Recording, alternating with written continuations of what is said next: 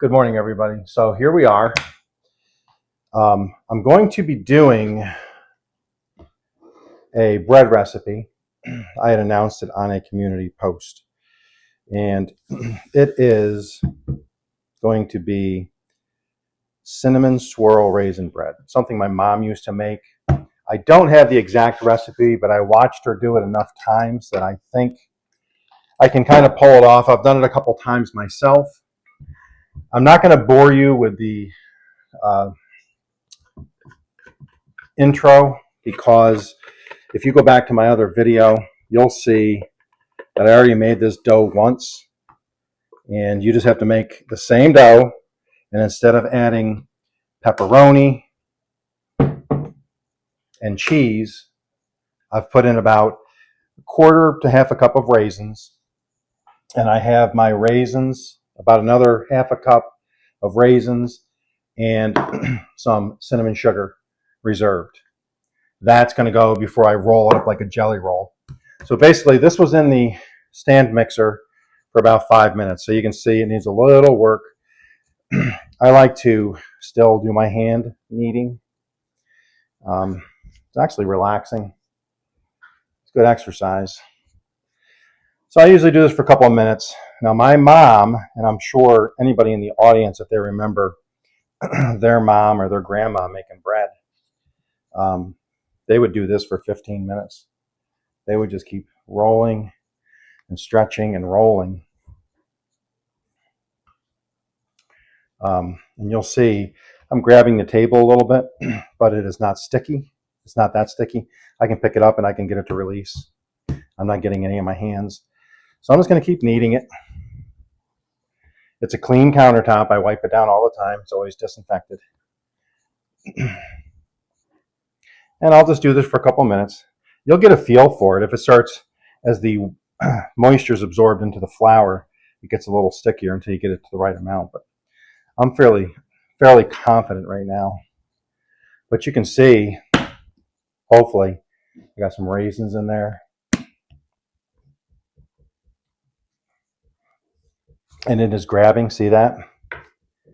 Okay, so now, this is all by feel. I used to watch my mom do this all the time. She'll just add some flour. Once you get the flour added, it'll start to pick up again. That's why you keep one of these cutters here, one of these silicone cutters if you have to. It just gets it right off, unsticks it from the counter. So what's going to happen next is my oven has a proofing option. So mine will go back in the mixing bowl here from the KitchenAid. It's not a paid promotion, but I'll put this back in. And it'll set in my proofer for about 20 minutes till this doubles in size. Proofing option on the oven is really a luxury. Used to have to wait for it. And, wintertime, if your house isn't as warm, it takes longer for it to rise. But with a proofing option, you just click on the proofing option, throw it in the oven, and then let it do its work. Let the yeast work.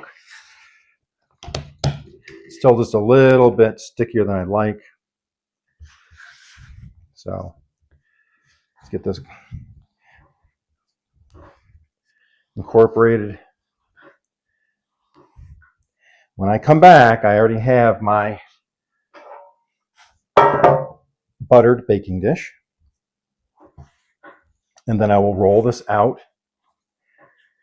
And you'll see as I put the cinnamon sugar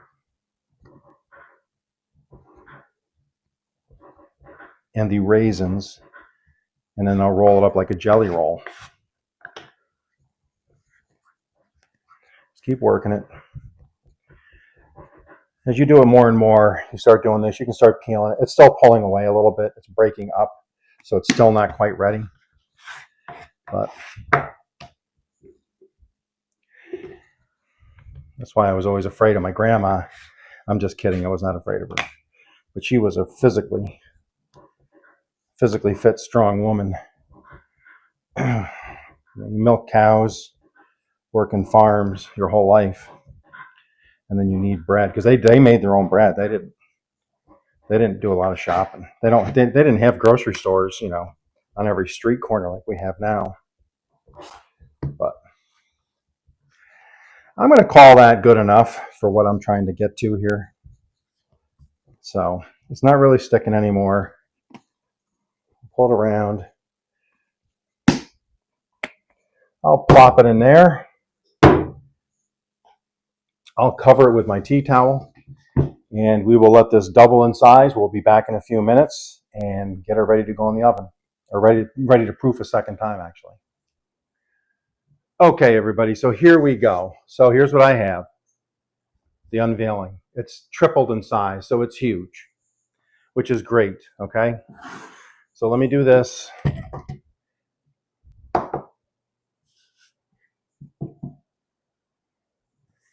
I'm going to get my silicone cutter thing in here. Oh yeah, it smells so good in here right now. All right. So here we go.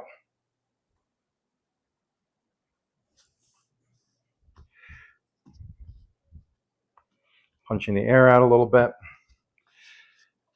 You'll see an empty dish here. It's an empty bowl right here with me. That will be filled with boiling water when I put it back into proof. That was a trick I've learned from a guy I've watched. He does a lot of baking, breads and cakes, confectionery stuff. And what he does is he's told me a while back. I watched him, and he didn't tell me personally. He just said, what you want to do is add water, boiling water, when you do your second proof. What I'm doing here now is I'm getting the dough ready to accept the cinnamon sugar, okay? So you can see there's already raisins in there, okay? But what I'm doing is I'm getting enough flour under it here so when I roll it, it doesn't stick. So I'm no wider than the pan, as long as the pan, okay? My width here is as long as the pan. So when I roll this, I'm all set. So what I'm going to do is I'm going to come in here and I'm going to really lay it in here, okay? We're not going to go easy.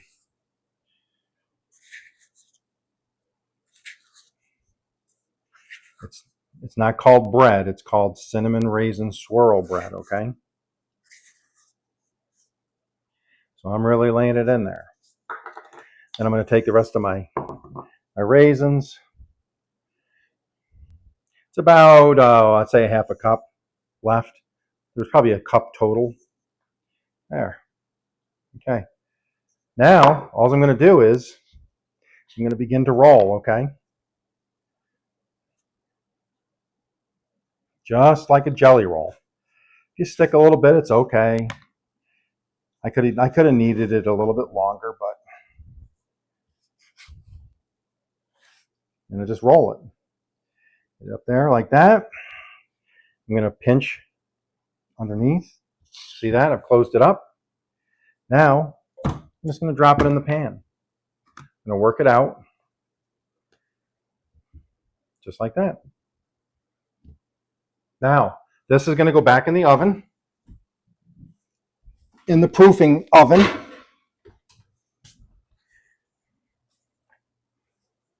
And I have my water that I've boiled. And then I just set this right next to the bread.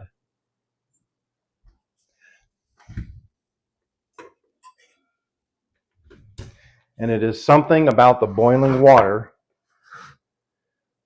that helps the proofing process and the crust at the end. So the crust will be a crisp, not crispy, but it'll be a browner, much better crust. It won't be a really super soft crust. It'll be it toasts up really well. That's a really hearty crust.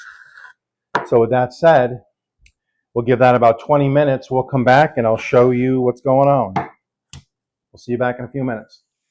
Well, everybody, we are back in my purple kitchen. I want to apologize. I forgot to film taking the bread out of the oven and putting it on the cooling rack cutting board, so on and so forth.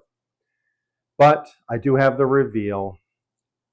Here is the cinnamon swirl, cinnamon bread, raisin bread.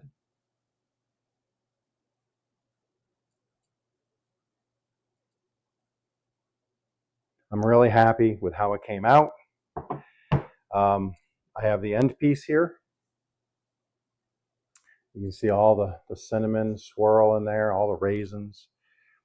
It smells so good in here right now. And I'm just going to put on some, I'm slathering on some butter.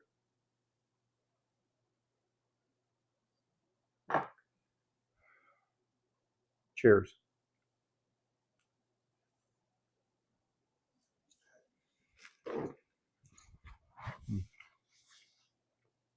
Pardon me.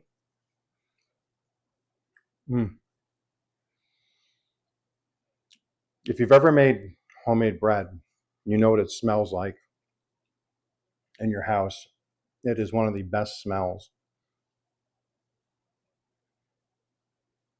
To add cinnamon raisin to it, takes it to another level. It's a little moisture because of the raisins and the sugar as it melts inside.